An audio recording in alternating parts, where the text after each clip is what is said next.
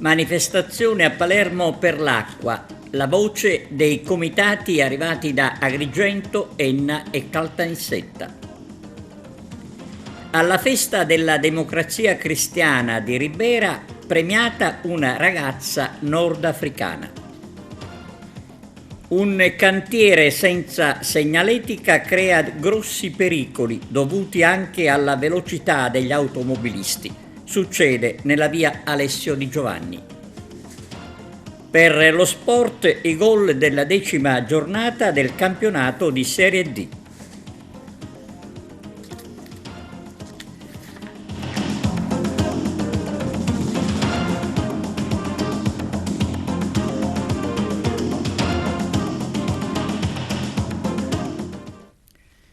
Benvenuti su TVA Notizie, apertura dedicata alla crisi idrica perché non si placa la rabbia dei cittadini senza acqua. A Palermo una manifestazione, presenti delegazioni delle province più colpiti dalla crisi, con in testa Agrigento. Il servizio. Manifestazione per l'acqua stamani a Palermo da parte dei rappresentanti delle province di Enna, Caltanissetta e Agrigento per chiedere un incontro con l'assessore al ramo agrigentino Di Mauro e il responsabile della protezione civile Cocina. Si chiede la messa in opera dei dissalatori. Dopo mesi di attesa il problema non viene ancora risolto. Ci siamo oggi anche noi al sit-in per l'acqua a Palermo, siamo riusciti a creare una buonissima manifestazione. Le province di Agrigento, Caltanissetta e Enna si sono unite in un solo gruppo per chiedere un incontro con il presidente, con l'assessore al ramo o addirittura, se possibile, con il responsabile della protezione civile che è l'ingegnere Cocina. Siamo qua, ogni provincia ha un suo problema. Agrigento sappiamo tutti il problema più grande qual è, dicono che non ci sia acqua mentre noi riteniamo che ci sia. Noi abbiamo da sempre chiesto quantomeno l'immediatezza di dissalatori mobili, ci hanno presi in giro, lo fanno dal mese di aprile, adesso siamo arrivati a novembre e ancora non si è visto nessun risultato.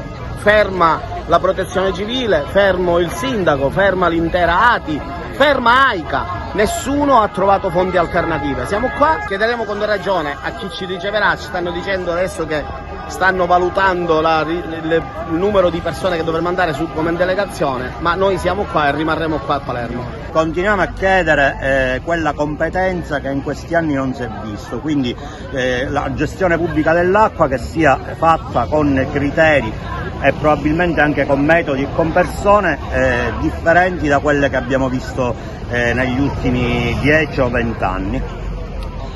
Pensiamo che tutta questa situazione sia artatamente costruita per far fallire la gestione pubblica dell'acqua, ritornare a una gestione privata, tradendo lo spirito del referendum che ha dato invece obbligo ai politici di dare l'acqua pubblica.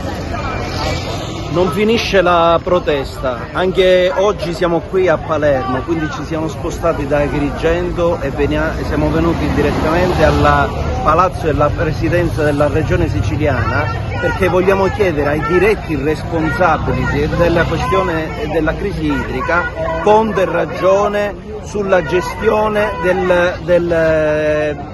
la gestione dell'acqua, perché non è possibile che non si diano risposte concrete ai cittadini, non si diano risposte concrete su quali soluzioni, dove sono i fondi che sono stati stanziati e messi a disposizione per il rifacimento delle reti idriche. Tutto questo e ancora altro deve essere dato conto e ragione sempre ai cittadini. Continuerà ancora la nostra protesta perché non si ferma qua, ma questo è un ulteriore tassello, un ulteriore segnale di come i cittadini adesso dicono basta a tutta questa mala gestione, soprattutto politica. Allora, siamo qua oggi assieme alla città di Enna e Agrigento, io rappresento la città di Caltanissetta, siamo molto arrabbiati nella speranza che oggi ci possano dare delle risposte per quello che stiamo subendo. Stiamo subendo delle vere ingiustizie per quanto riguarda i turni.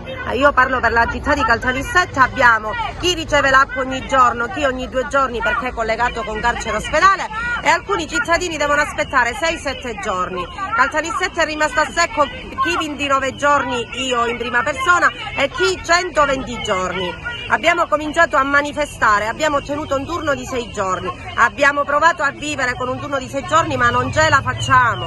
Oltretutto l'acqua arriva di notte, dalle 4 alle 8 siamo stanchi di svegliare i bambini di notte per farli lavare, siamo stanchi di mandare i bambini a scuola sporchi, perché è vero che l'acqua a scuola non manca, ma i nostri figli hanno diritto di camminare puliti e lavati, e soprattutto non devono avere il timore di andare in bagno per la paura che non abbiamo acqua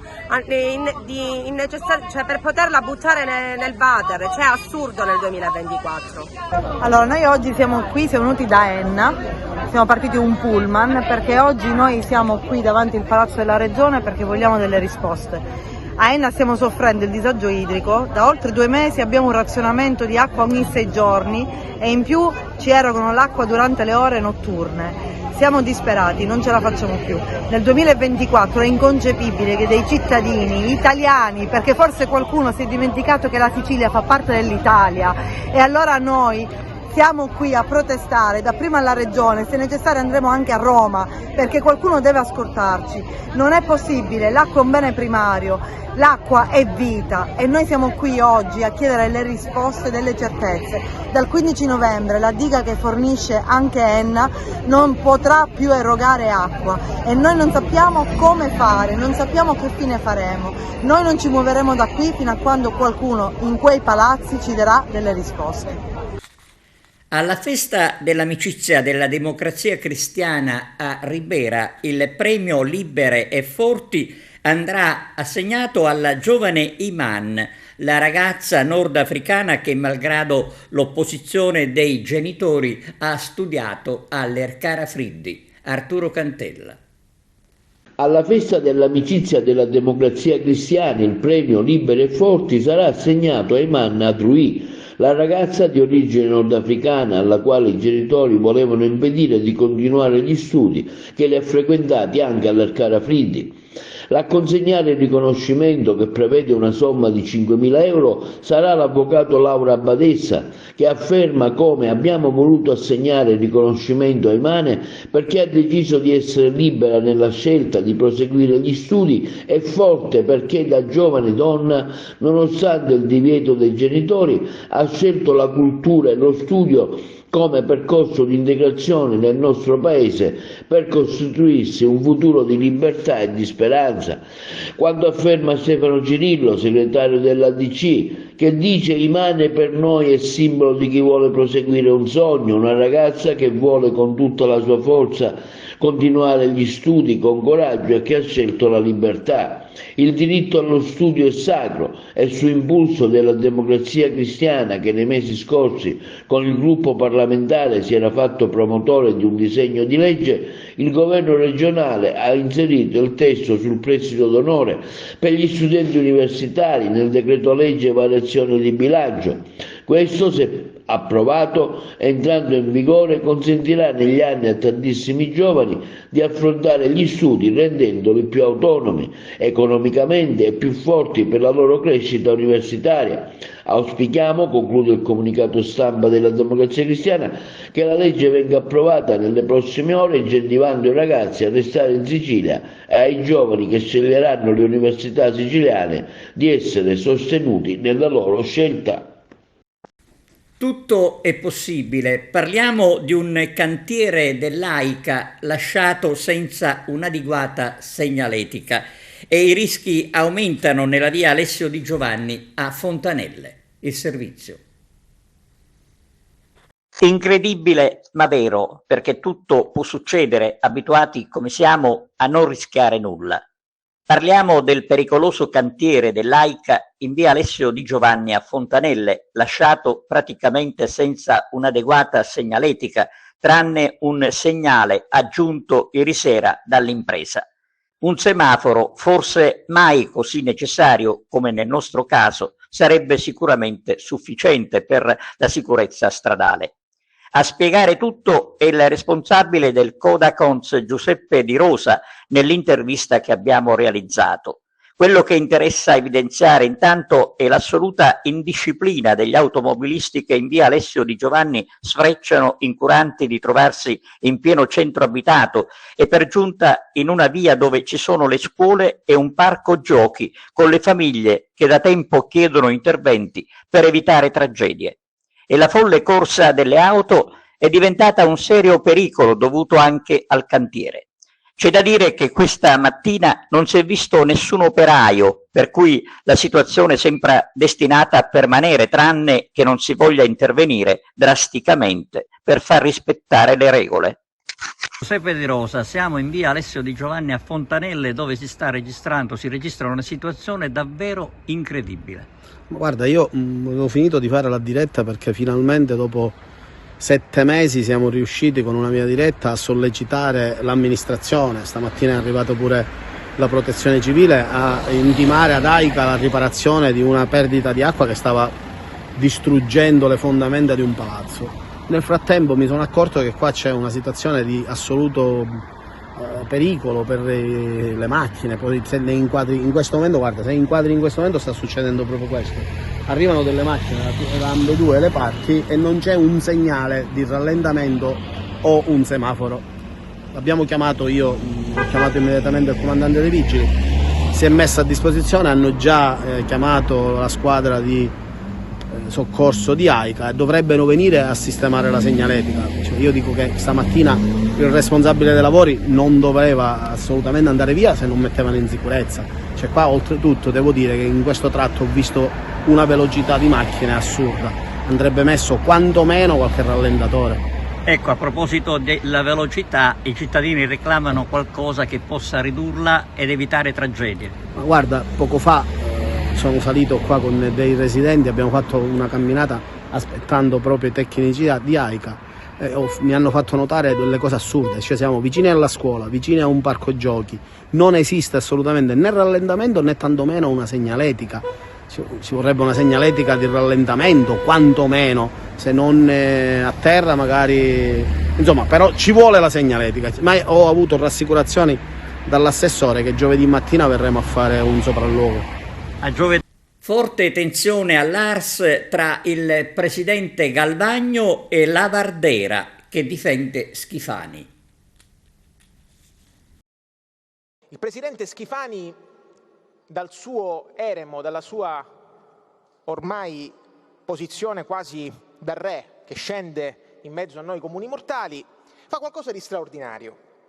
Capisce che nelle scorse manovrine fondamentalmente si sono fatte le peggio cose, arriva e dice, come se si fosse convertito sulla via di Damasco e come se avesse detto tutto a un tratto: ciò che abbiamo fatto noi è gravissimo, basta le mancette. Troneggia e viene da noi e ci dice: ragazzi, dobbiamo cambiare strategia, dobbiamo fare macro temi, e ci sbeffeggia, perché sbeffeggia questo Parlamento a dare lezione di etica e morale su come noi dobbiamo impegnare i fondi, prendendoci di fatto per i fondelli. Siciliani che ci state seguendo e colleghi deputati e soprattutto alla stampa, è una manfrina. Quindi il Presidente si inventa questo colpo di comunicazione quasi da Oscar, che il sottoscritto Scruscio lo fa.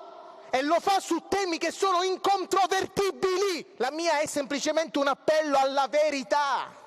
Che non si venga a dire a quest'Aula: dobbiamo riconvertirci. No, lei purtroppo però cerca di dare lezioni di morale ai suoi colleghi parlamentari che ritengo che non debbano. Io non le sto dando ai miei colleghi parlamentari, io le sto dando a questo governo che viene da noi a dirci che non dobbiamo presentare emendamenti, ma con quale faccia? Lei ha parlato di verità, lei si sente tanto differente dai suoi colleghi assolutamente parlamentari? Sì, e invece assolutamente no. Lei utilizza questo Parlamento perché convinta di essere ancora in televisione. Quando è stato eletto vicepresidente della commissione antimafia, le ricordo che lei era fuori dalla mia stanza a chiedere che venisse cambiato il regolamento proprio per lei. Abbiamo cambiato una regola per lei. È stato eletto vicepresidente della commissione antimafia, ma non poteva ricoprire il ruolo di vicepresidente della commissione antimafia. Perché il regolamento prevede che tutti coloro i quali hanno un giudizio in essere non possono fare parte del Consiglio di Presidenza. Pertanto faccia quello che le compete,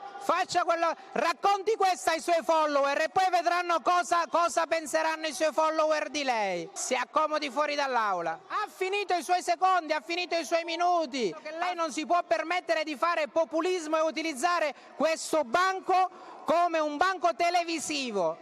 Si accomodi. Non conosce lei le regole minime. Lei non ha idea di come funziona. Siamo al Parlamento, non siamo alle Iene. Ora la invito a scendere dal suo podio, a meno che non voglia fare un altro servizio televisivo. Lei ha utilizzato più dei minuti che doveva utilizzare. No, se le serve questo per avere più audience, per avere qualche like in più, non siamo l'assemblea dei like. Gentilmente si accomodi fuori, così può fare anche il video su Instagram o su TikTok.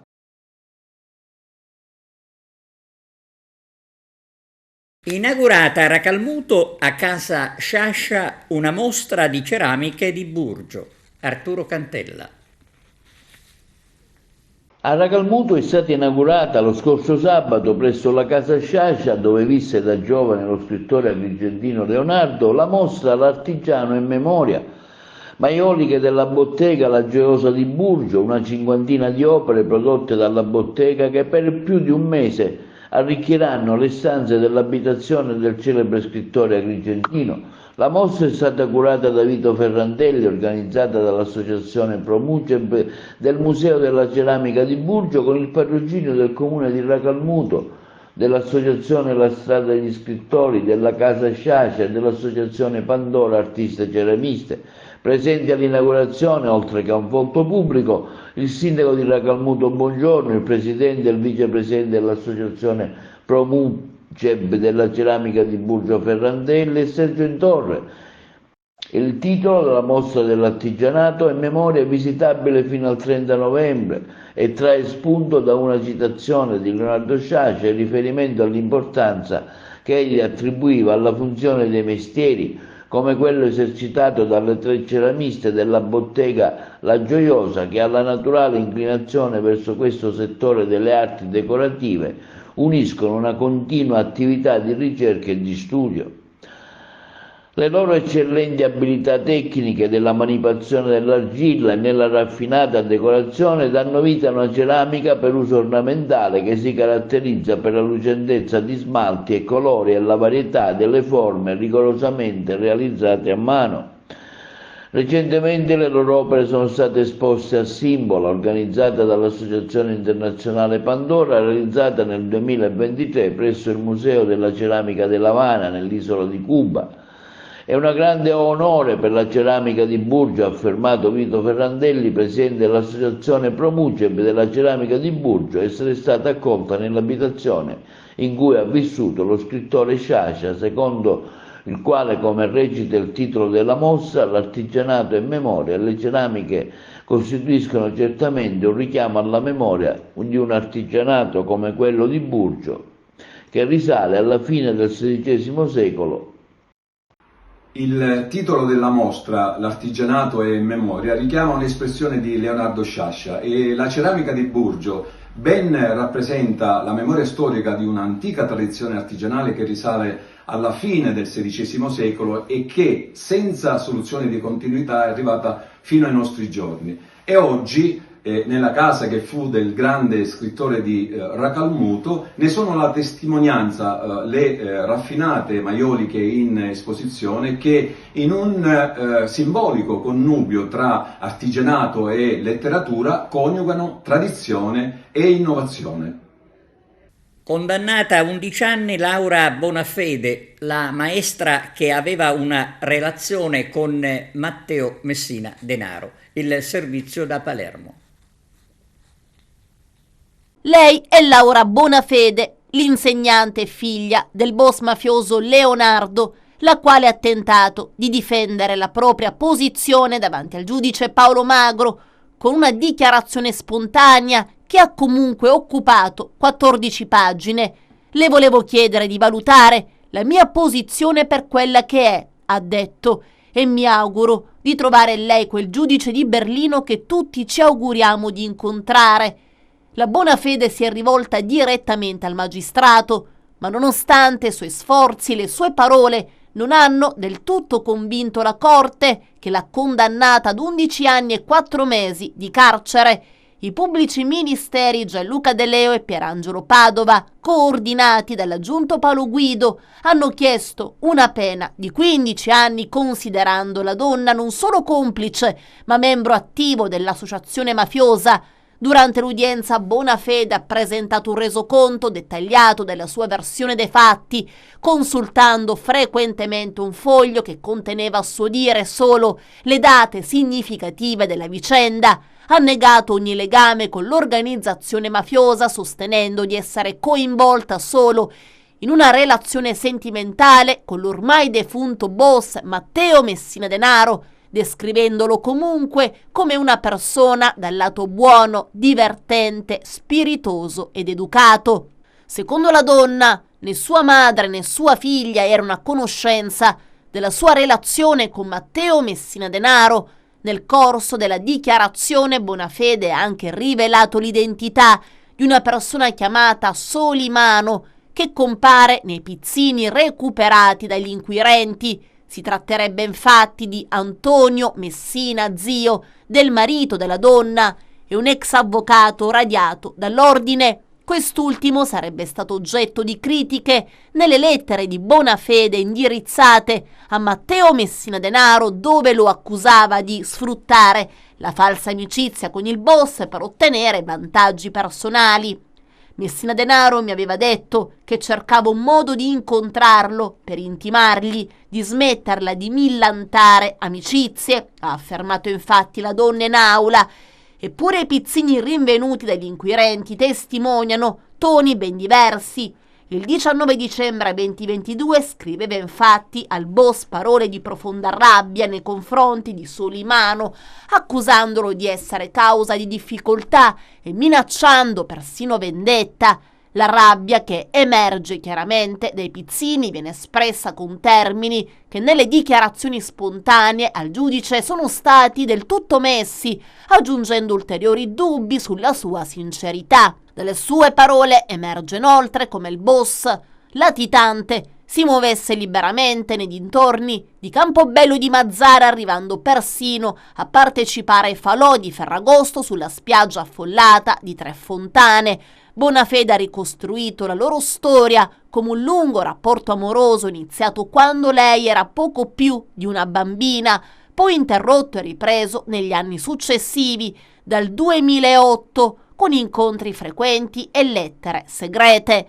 Ha ricordato un episodio del 2015 quando lo avrebbe incontrato casualmente nel suo paese, ma è stato l'ultimo incontro fra i due avvenuto in un supermercato della Coop di Campobello pochi giorni prima dell'arresto di Messina Denaro, a portare la polizia sulle sue tracce. Uno scontrino trovato nel covo del boss, infatti, ha rivelato la loro frequentazione costante. Bonafede ha cercato di difendersi sostenendo di essere stata vittima delle circostanze familiari, cresciuta infatti in una famiglia mafiosa, ma secondo lei amata e comunque protetta. Io sono nata in una famiglia purtroppo mafiosa, ha ammesso la donna, e ho vissuto fin da bambina con questo clima, aggiungendo che ha sempre rispettato suo padre come genitore, separandolo però dal ruolo che ricopriva nel contesto criminale. Il decespugliamento nel quartiere di Fontanelle, tanto atteso, procede a rilento. Nel viale Sicilia, dove tra l'altro si sta lavorando solo in un lato, vengono utilizzati dei grossi sacchi per le erbacce e le sterpaglie. Nulla di strano, ma sarebbe opportuno, dicono i residenti, che i sacchi, li vedete nelle immagini, venissero rimossi dal marciapiede, non lasciati come avviene da qualche settimana in balia anche dei randaggi. Primi casi di influenza E ascoltiamo a proposito il professore Antonio Cascio del Policlinico di Palermo. L'influenza sta arrivando, già in Italia ci sono stati i primi casi e si parla di un'influenza più grave. L'influenza può dare più complicanze. In realtà questo non è ancora assolutamente accertato, se sarà più grave, se potrà dare più complicanze rispetto a quello dell'anno scorso. In ogni caso sappiamo bene come l'influenza non è una malattia banale, soprattutto nelle persone anziane può dare delle complicanze e sappiamo bene come qualsiasi infezione che colpisca i polmoni può poi complicarsi anche con un fatto semplicemente che può provocare delle sovrainfezioni anche di natura batterica e ancora qualsiasi infezione può stimolare il nostro sistema immunitario, quindi è un qualcosa che noi purtroppo sappiamo ed è giusto che cerchiamo di evitare e l'unico modo che abbiamo per evitarlo è con la vaccinazione. A proposito di vaccinazione, l'ASP di Palermo ha già iniziato una campagna, vogliamo anche ricordare le modalità e i destinatari. Sì, allora conviene parlare col proprio medico di famiglia, con cui c'è un rapporto ormai storico fra ogni paziente e appunto il proprio medico, quindi che darà i giusti consigli. Poi anche qui al Policlinico c'è un servizio presso l'Istituto di Igiene in cui vengono fatte le vaccinazioni e le vaccinazioni sono assolutamente raccomandate nelle persone, tanto più si è anziani, tanto più è importante fare la vaccinazione. La vaccinazione è pure consigliata nei bambini e nelle donne in gravidanza. Molto spesso si confonde l'influenza con il raffreddore. Quali sono magari i passaggi che possono distinguere l'uno dall'altro? In realtà non è tante volte così facile distinguere le due infezioni, le due malattie. E fra l'altro c'è pure il Covid di mezzo, c'è il virus respiratorio sinciziale, quindi di fatto se c'è semplicemente un po' di scolo nasale, di naso chiuso, un po' di tosse, la cosa più verosimile è che sia un raffreddore, ma potrebbe essere anche una manifestazione paucisintomatica del Covid o un inizio di influenza, quindi non è per nulla facile. Quindi è giusto prendere in considerazione tutte le ipotesi e dire verosimilmente raffreddore o se ci sono sintomi più importanti come la febbre, i dolori articolari, i dolori ossei, allora è più facile che sia influenza. Ha citato il Covid che se da un lato sembra quasi un fantasma eppure c'è ancora, se ne parla sempre di meno. A che punto siamo? Sì, il virus continua a circolare, il virus continua a mutare, il virus continua a colpire le persone più fragili, soprattutto non vaccinate. Quindi anche qui coloro i quali non sono vaccinati continuano a essere ad alto rischio di forme gravi che di tanto in tanto continuiamo a registrare. Poi ci sono quelle persone che purtroppo a causa di altre malattie di base come leucemie, linfomi o malattie oncologiche non rispondono bene al vaccino e queste persone purtroppo continuano ad essere a rischio di forme gravi. Per queste persone sarà disponibile un farmaco monoclonale che lo si fa e che tende a sostituire quello che è la funzione del vaccino, nel senso si danno direttamente gli anticorpi. Nella tarda mattinata di ieri, nella zona di Contrada Mastroneri, a circa 5 km dall'abitato di San Martino, frazione di Spadafora, in provincia di Messina, a seguito delle ricerche è stato ritrovato l'uomo di 81 anni che, la sera del 3 novembre, si era allontanato dalla sua casa a piedi e di cui non si avevano più notizie.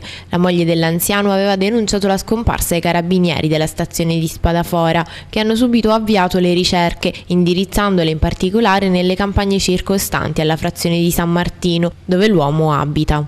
La prefettura, informata dai militari dell'Arma, ha quindi attivato il piano provinciale per la ricerca delle persone scomparse, a cui hanno partecipato i carabinieri e i vigili del fuoco, insieme alle altre forze di polizia e agli enti di protezione civile. In particolare, oltre ai carabinieri della stazione di Spadafora e della compagnia di Milazzo, sono intervenuti sul posto i militari dello squadrone eliportato Cacciatori Sicilia, reparto dell'Arma specializzato nel rastrellamento in zone rurali impervie, squadre di ricerca dei vigili vigili del fuoco munite di strumentazione tecnica, comprese unità cinofile con il supporto aereo e un elicottero dell'Arma che ha perlustrato le aree interessate. Grazie alle ricerche condotte da tutte le forze in campo, dispiegate nelle varie zone adiacenti al centro abitato, quali possibili luoghi dove l'uomo si sarebbe potuto recare, l'anziano è stato rintracciato da una squadra dei carabinieri mentre giaceva steso in una vallata a circa 300 metri dalla più vicina strada sterrata. L'uomo, seppur affaticato e in stato confusionale per le diverse ore passate nella campagna senza nutrirsi, è risultato in buone condizioni ed è stato trasportato presso l'ospedale Fogliani di Milazzo per i necessari accertamenti medici.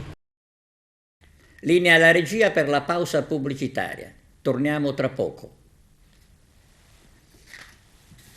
Al via la stagione concertistica al Teatro Pirandello con Don Giovanni di Mozart. Arturo Cantella. Il 16 novembre dalle ore 21 il Teatro Pirandello inaugurerà la stagione concertistica 24-25 con il celebre Don Giovanni di Amadeus Mozart. Questo spettacolo nasce dalla collaborazione con il Conservatorio di Musica Toscanini di Ribera e vedrà protagonisti cassa, orchestra e coro del Conservatorio stesso sotto la direzione del maestro Sergio Alapont.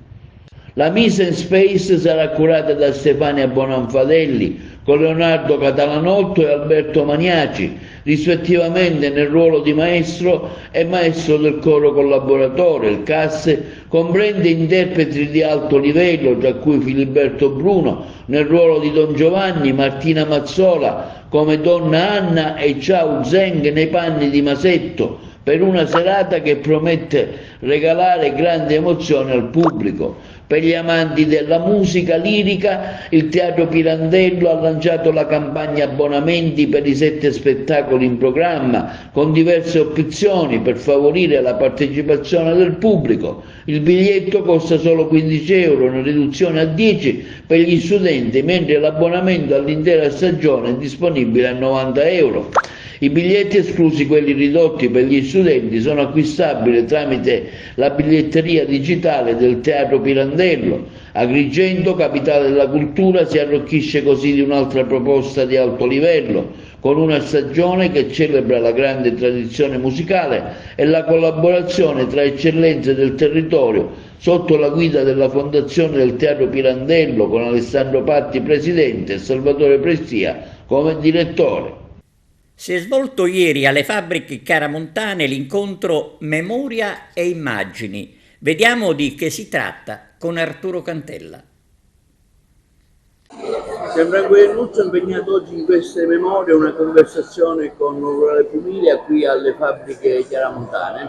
Sì, è una bellissima occasione per parlare da 2 punti di vista diversi, intanto con una persona dalla quale, che è un nuovo giovane amico, perché lo conosco da poco e mi piace molto e provo della gratitudine per lui, anche perché questa mostra ha avuto un grande successo. Ne è contento anche lui personalmente perché l'ha voluta fortemente insieme a Beniamino Biondi. E parliamo della nostra meravigliosa Sicilia da 2 punti di vista diversi. Lui è uno scrittore raffinato e io parlo attraverso le immagini della nostra Sicilia. Parto dalla mia Girgenti, il mio centro storico, del nostro centro storico meraviglioso, ma la mia gente è la gente di Sicilia in generale, la gente di teatro, quindi c'è una sezione importante dedicata ai ritratti di amici cari come possono essere, non so, Gaetano Savatteri per esempio, oppure i miei maestri di teatro come Gigi Proietti per primo, Puturi Ferro, Rossella Falk, Gabriele Lavia. Insomma, c'è il mondo, la mia gente è una gente sia siciliana, agrigentina, che la gente di teatro, quindi una bella occasione per parlare, ripeto, con un uomo dalla cultura raffinata della nostra Sicilia, ripeto, da 2 punti di vista diversi, io con le immagini e lui con le parole. Parliamo anche di questa mostra fotografica che sta riscuotendo nel suo successo. Sì, per fortuna devo dire che questo è merito degli agrigentini in primis, e poi di moltissimi turisti, e questa è la cosa che ci ha anche molto sorpreso positivamente.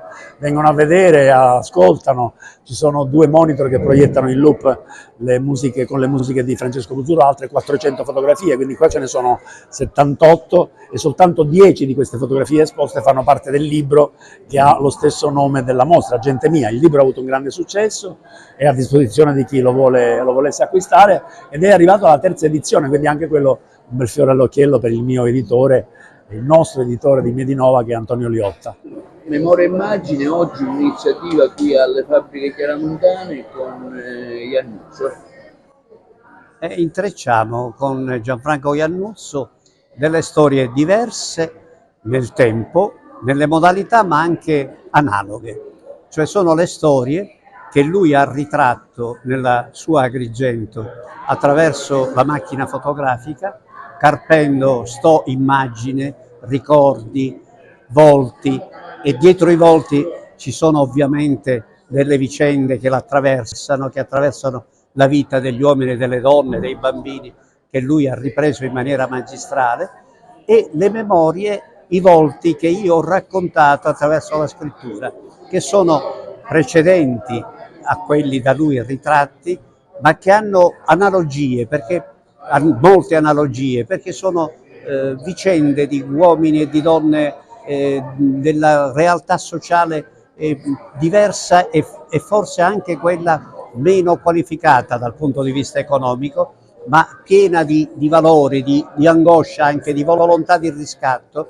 Io ho raccontato quel mondo che va dal giorno della mia nascita al momento in cui sono diventato deputato, per dire della svolta che la storia ha impresso alla nostra società. Gianfranco ha raccontato le memorie della sua Agrigento e le ha rese in qualche modo eterne, perché nulla va rimpianto, ma nulla del passato va dimenticato. Beh, diciamo che essere qui oggi in questo contesto con le mostre di Gianfranco significa immergersi in una dimensione umana molto interessante. Gianfranco Iannuzzo è il narratore del volto, dei visi della gente di Sicilia. Lui coglie l'aspetto interiore, la maschera di ogni personaggio e di ogni figura rappresentata ne fa un protagonista teatrale, il teatro della commedia quotidiana. Dunque essere qui significa immergersi in quella umanità siciliana che ha dato alla storia e al mondo la bellezza, l'arte e la cultura. Sì, sono particolarmente felice di questo evento in qualità di curatore della mostra Gente Mia di Gianfranco Iannuzzo. Un momento come questo di oggi, la conversazione a due voci tra Iannuzzo e Pumilia, sigla il grande successo che questa mostra sta avendo. Le immagini hanno una loro traducibilità in parole e le parole ugualmente riescono ad essere pensate anche come immagini. Su questo filo conduttore sarà svolto questo incontro, una discussione che parlerà di memoria attraverso anche le possibili risonanze che essa ha sul tempo presente. È l'occasione oggi, proprio per il successo della mostra, di proseguirla sino al 6 di gennaio, per cui daremo un annuncio. La mostra proseguirà appunto per tutto il periodo natalizio, consentendo ai tanti agrigentini che vivono fuori dalla nostra città e che proprio in occasione delle feste rientrano ad Agrigento di poter visionarla, e quindi garantendo ancora di più il meritato successo che questo evento sta avendo. Siamo giunti allo sport calcio, vediamo i gol della 10ª giornata del campionato di Serie D a cura di Wisport. Continui ribaltoni al comando quando siamo giunti alla 10ª giornata di un equilibrato girone I di Serie D. Agli onori della ribalta Valanissa, che davanti al proprio pubblico batte la capolista Scafatese per 4-2. Canarini 2 volte avanti con le reti di Marchic e Altobello, primo tempo chiuso sul 2-2 con Diaz e Barrera a fissare la parità. Nella ripresa ancora Diaz in mischia e Samaché in campo aperto chiudono i giochi per un 4-2 che fa impazzire di gioia il Marco Tomaselli. Scafatese che lascia la vetta della classifica da appannaggio della Vibonese, che piega il Ragusa per 2-0 con le reti di Alagna e Germinio. Tra Vibonese e Scafatese al secondo posto si attesta il Siracusa, che cala il poker all'Enna. 2 gol per tempo, Candiano in apertura e Domenico Maggio, lo stesso Bomber firma la sua doppietta personale e in chiusura si sblocca anche Alma. Reti bianche all'Essenetro tra Acragas e Regina, che chiudono sullo 0-0. Agrigentini in fondo alla classifica, Regina che manca il colpo che le avrebbe dato la vetta della classifica. Entra in zona playoff il Sambiase, quinto in classifica grazie al 3-0 regolato alla nuova Igea Virtus, doppietta di Umbaca e gol di Ferrara per l'11 giallorosso. Vittoria di assoluta sostanza anche per il Castrum Favara, che va sotto in casa del Pompei con Matteo Di Piazza. L'11 di Pietro Infantino si impone nel quarto d'ora finale con le reti di Palma, Scalia e Ouattara. Da un super gol all'altro, decisivo e da 3 punti, quello di Asero, che permette al Paternò di battere tra le mura amiche il Città di Sant'Agata. Primo blitz fuori casa per la San Cataldese di Orazio Pidatella, che spugna l'Ocri con la rete di Montaperto. Vittoria fondamentale anche per il Licata, che schianta la Cireale per 3-1, giallo-blu a segno con Furina, Ferrigno e Saito. Granata che provano invano a rientrare in partita con Tripicchio. Termina qui la nostra goal collection, 25 marcature, grande equilibrio, incertezza in alto, ma anche sul fondo della classifica con 14 squadre in 10 punti. E con lo sport si conclude il nostro telegiornale, grazie per averci seguito. Arrivederci.